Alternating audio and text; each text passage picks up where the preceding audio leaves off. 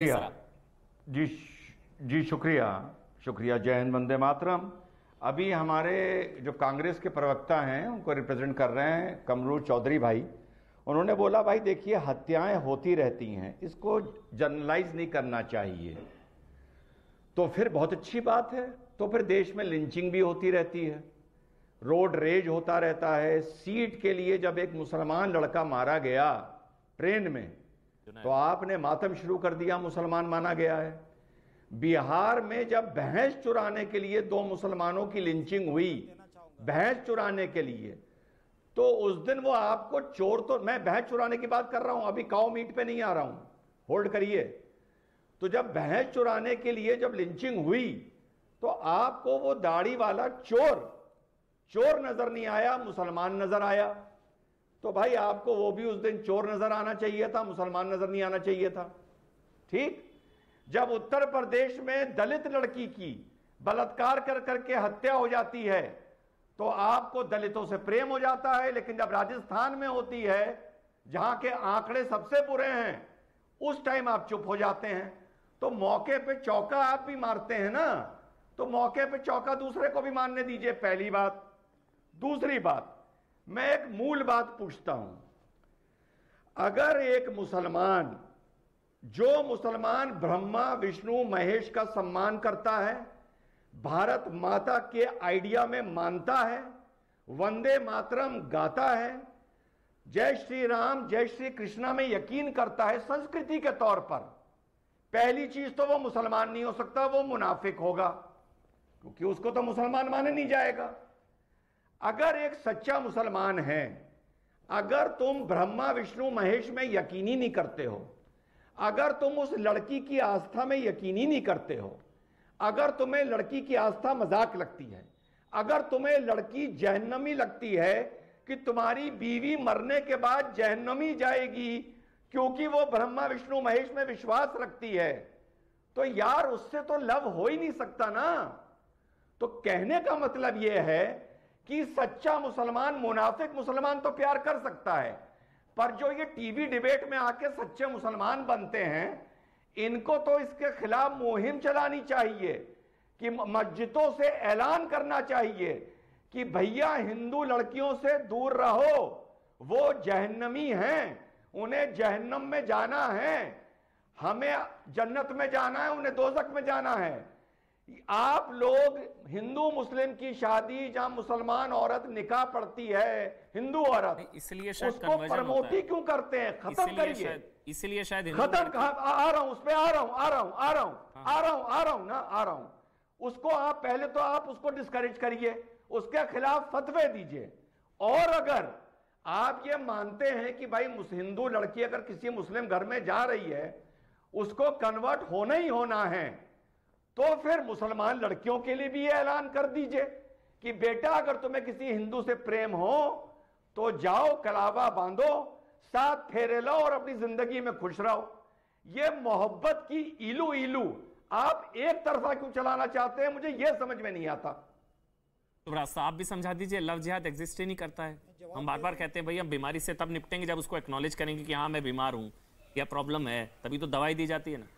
मानते ही नहीं है, जब है ही नहीं लव जिहाद, कपोल कल्पना है लव जिहाद और एग्जिस्ट नहीं करता है, जुमला है शुभ रास्ता लव जिहाद।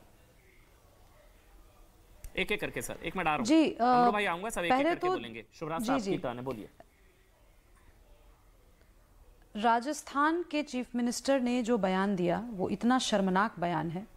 इसलिए शर्मनाक है क्योंकि एनसीआरबी की डेटा कहती है, आज मैं कोई हिंदू मुसलमान के चक्कर में बिना पढ़े फैक्ट्स के साथ बात करूंगी, कमरू जी से ही पूछना चाहती हूँ, कांग्रेस पार्टी के ही हैं, क्या ये सच नहीं है कि एनसीआरबी की रिपोर्ट के अनुसार राजस्थान में महिलाओं के खिलाफ जो भी हिंसा की वारदातें होती हैं वो देश भर में सबसे ज्यादा होती हैं?